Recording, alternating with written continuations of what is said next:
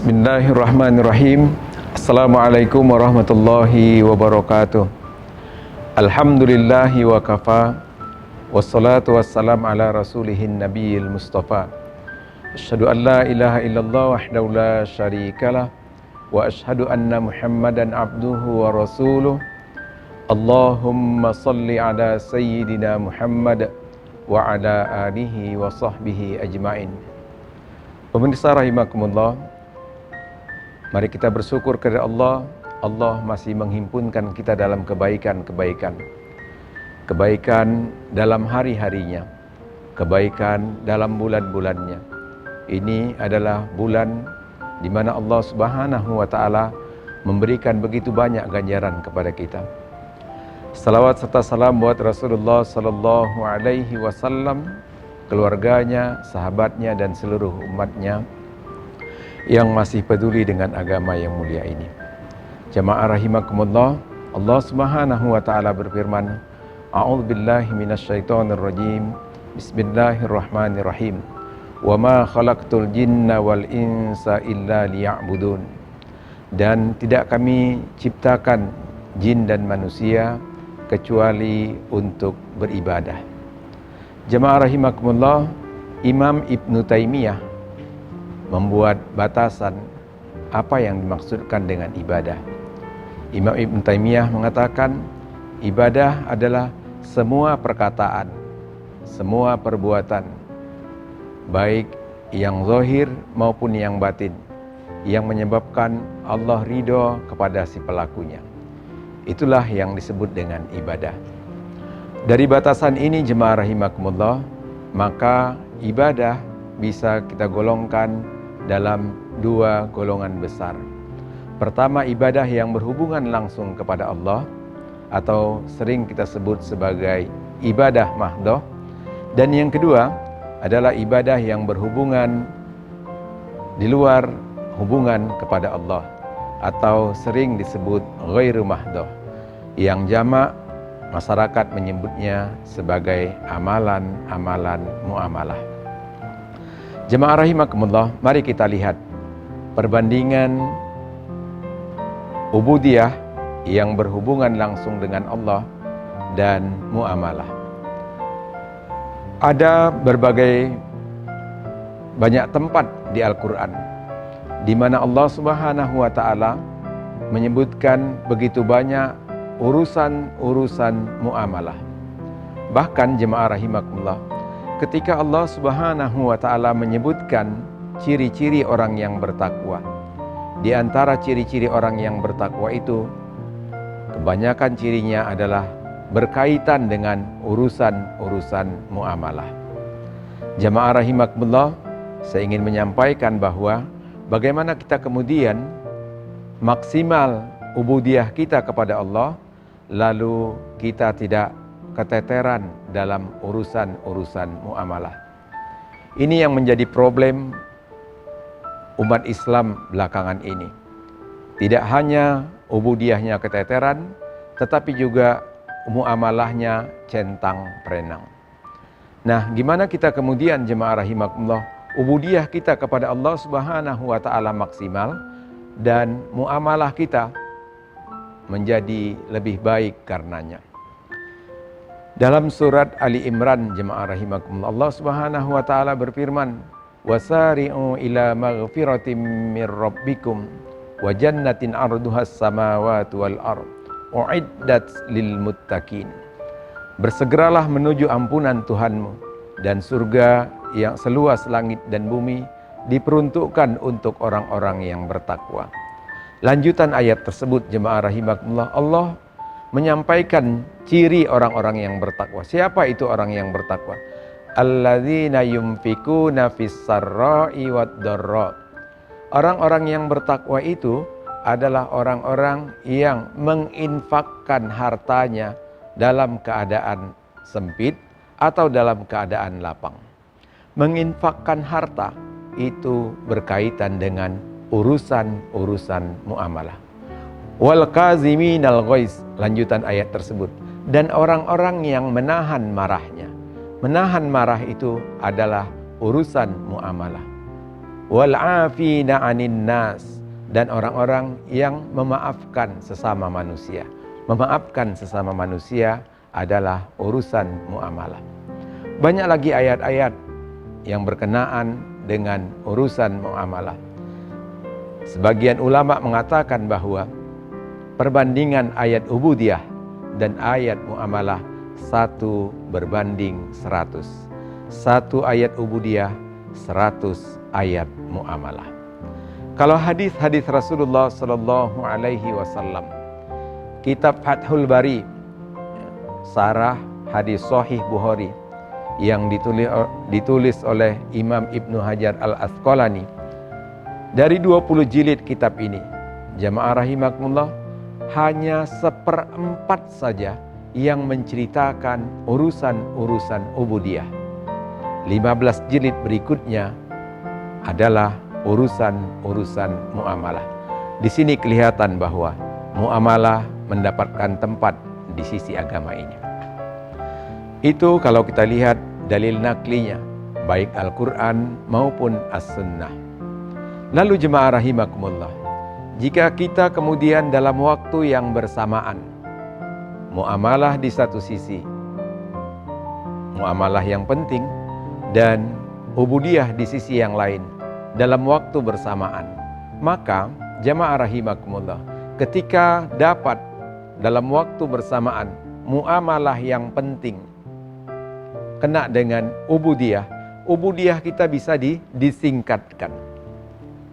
Sebagai contoh jemaah rahimakumullah, kita hendak musafir silaturahim ke keluarga kita, Medan, Siantar misalnya, maka sholat kita, zuhur, asar kita, itu bisa dijamak kosorkan. Sholat yang tadinya 4 rakaat bisa dipendekkan menjadi 2 rakaat. Jumpa muamalah yang penting dengan ubudiyah, ubudiyahnya bisa disingkatkan. Sekali waktu jemaah rahimakumullah, Rasulullah SAW mengimami sholat. Dalam sholat tersebut Rasulullah mendengar tangisan bayi, maka Nabi kemudian mempersingkat sholatnya. Kata Nabi ketika sahabat bertanya seusai sholat, "Aku khawatir ada ibu yang akan menyusui bayinya, maka aku singkatkan sholat tersebut." Menyingkatkan sholat dikarenakan ada muamalah yang penting, menyusui bayi. Kemudian jemaah rahimakumullah, jika amalan-amalan ubudiyah kita tidak bisa kita sempurnakan, atau bahkan tidak bisa kita tunaikan, misalnya saum, bagi orang tua yang renta, yang sudah tidak bisa lagi tidak bisa lagi puasa Ramadan, maka kewajibannya adalah kewajiban membayar fidyah. Membayar fidyah itu adalah urusan muamalah. Jamaah rahimakumullah, urusan ubudiyah kita yang tidak sempurna atau bahkan tidak bisa kita kerjakan, maka membayarnya dengan urusan muamalah. Lalu apakah bisa terjadi kebalikan? Muamalah kita centang perenang. Apakah muamalah yang centang perenang ini bisa kita perbaiki, bisa kita tutupi dengan ubudiyah? Jawabannya, satu kali Nabi SAW ditanya oleh sahabat, "Ya Rasul, ada perempuan siang hari puasa sunnah, malam hari qiyamul lail, tapi mulutnya itu ya Rasulullah menyakiti tetangganya. Di manakah letak perempuan itu nanti ya Rasul?" Sebagai menjawab, Rasulullah SAW bersabda, "Letak perempuan itu di neraka. Hiya finnar." Perempuan itu di neraka. Itu artinya jemaah rahimakumullah, ubudiyahnya tidak bisa menutupi kekurangan-kekurangan muamalahnya. Bahkan jemaah rahimakumullah, 3 ciri orang yang beriman kepada Allah dan hari kemudian, ketiga-tiganya adalah urusan-urusan muamalah. Man kana yu'minu billahi wal yaumil akhir falyukrim jarrah. Kata Rasulullah SAW, siapa yang beriman kepada Allah dan hari kemudian, hendaklah dia memuliakan tetangganya. Memuliakan tetangga itu urusan muamalah. Kenapa harus tetangga? Karena tetanggalah orang yang paling dekat. Tetanggalah orang yang paling pertama sekali datang ketika kita dalam keadaan kesusahan.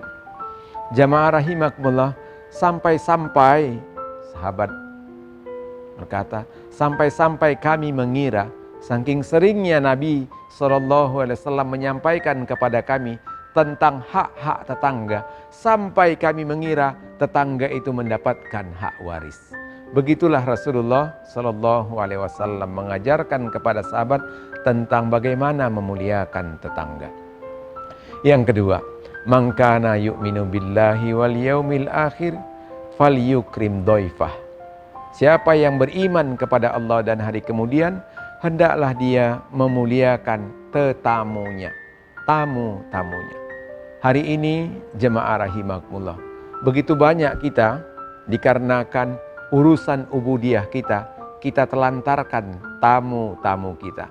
Berapa banyak tamu yang datang harus menunggu hanya dikarenakan misalnya tilawah Al-Quran kita, zikir kita yang begitu ribuan, sehingga tamu kita harus menunggu di luar sampai habis zikir-zikir kita.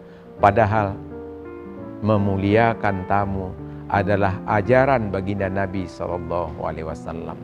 Tapi jemaah rahimakumullah, dikarenakan kita sering merasa bahwa tamu itu selalu membawa beban, maka hak-hak tamu itu kemudian kita abaikan. Bisa jadi jemaah rahimakumullah, tamu yang datang itu adalah tamu yang akan membawa kabar penting bagi kita, tapi kita kemudian melalaikan hak-haknya.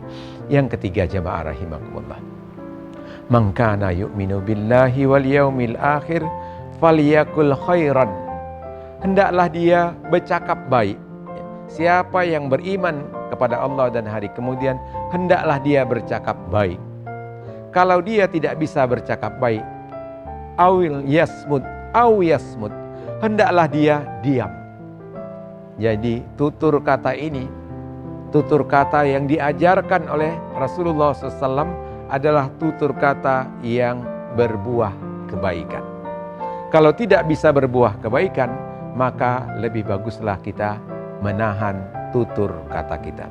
Hari ini jemaah rahimakumullah, tutur kata itu kita wakili lewat jempol-jempol kita. Apa yang kita share di media sosial kita, apa yang kita buat status di media sosial kita, itu akan menjadi gambaran siapa diri kita. Jamaah rahimakumullah, kalau yang kita share, kalau yang kita ketikkan itu adalah kebaikan, yang kemudian kebaikan itu diambil oleh orang lain, maka itu akan menjadi jariah bagi kita. Sebaliknya pula jemaah rahimakumullah, jika yang kita share itu keburukan atau berbau fitnah, maka itu pula kemudian akan berbuah keburukan kepada kita. Ini akan menjadi jariah keburukan, bukan jariah kebaikan. Karenanya jamaah rahimakumullah, mari kita seimbangkan urusan-urusan ubudiyah kita dengan urusan-urusan muamalah kita. Hari ini jemaah rahimakumullah, di kalangan umat Islam hari ini sudah keteteran muamalahnya. Mari kita sama-sama menggapai, kita bangun kembali urusan muamalah ini agar umat ini tidak ketinggalan dibandingkan yang lain. Kita sudah ketinggalan di pendidikan, kita ketinggalan di sektor kesehatan karena kita menganggap pendidikan, kesehatan, dan hal-hal lainnya yang berhubungan dengan pelayanan kepada masyarakat bukan bagian dari nilai-nilai pahala dari sisi Allah Subhanahu wa ta'ala. Kiranya apa yang saya sampaikan ini berkenan bagi saya, berkenan bagi kita semua. Kita tutup dengan doa kafaratul majlis. Subhanakallahumma wa bihamdika asyhadu an la ilaha illa anta astaghfiruka wa atubu ilaik. Assalamualaikum warahmatullahi wabarakatuh.